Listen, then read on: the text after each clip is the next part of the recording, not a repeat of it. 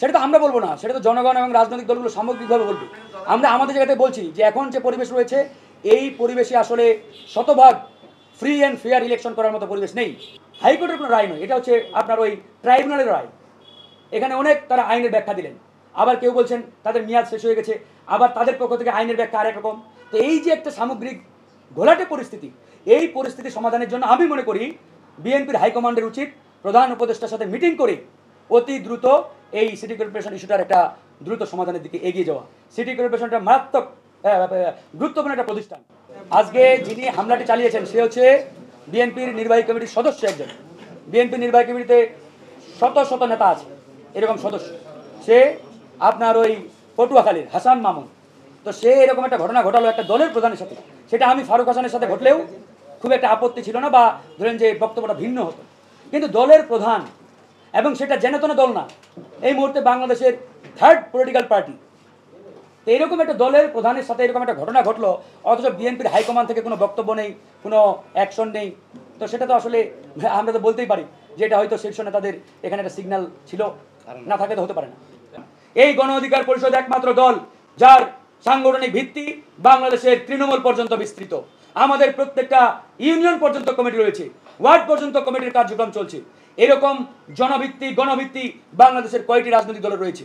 একমাত্র বিএনপি, এরপরে জামাত, তারপরে কিন্তু আমাদেরই সেই সাংগঠনিক শক্তি তৃণমূল পর্যন্ত বিস্তৃত।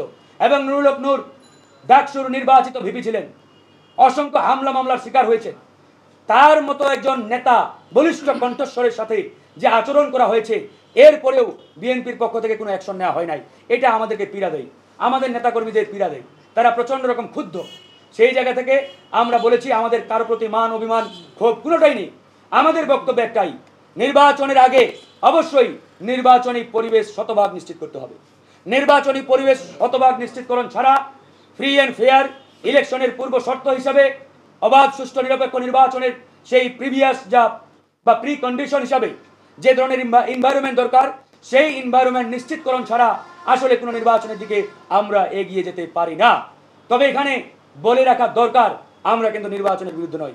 অবশ্যই নির্বাচন হতে হবে। নির্বাচন গণতন্ত্রের অন্যতম শর্ত, অপরিহার্য শর্ত। নির্বাচন অবশ্যই হতে হবে। নির্বাচন না হলে একটি দেশ বিপদে যাওয়া, কিংবা দেশকে নিয়ে দেশি বিদেশি চক্রান্তকারীরা এই দেশকে বিপদে ফেলার যে নানান ষড়যন্ত্র ইতিমধ্যে তারা অব্যাহত রেখেছে, এগুলো আরো ডে বাই ডে শক্তিশালী হবে এবং তারা এগুলোকে আরো প্রলম্বিত করবে। এই জন্য আমরা বলছি নির্বাচন অবশ্যই দরকার, নির্বাচন হতে হবে। তবে নির্বাচনের আগে বিচার এবং সংস্কারের যে কথাগুলো বলছি এবং নির্বাচনী পরিবেশের যে কথাগুলো বলছি, এগুলো অবশ্যই নিশ্চিত করতে হবে। উইদাউট রিফরমেশন, উইদাউট আপনার বিচার, নির্বাচনী পরিবেশ তৈরি করা, একটা যেনতেন ছলাকলা নির্বাচন দিয়ে দিলাম, এই নির্বাচন গণ অধিকার পরিষদ কখনো অ্যাকসেপ্ট করবে না, দেশবাসীও অ্যাকসেপ্ট করবে না।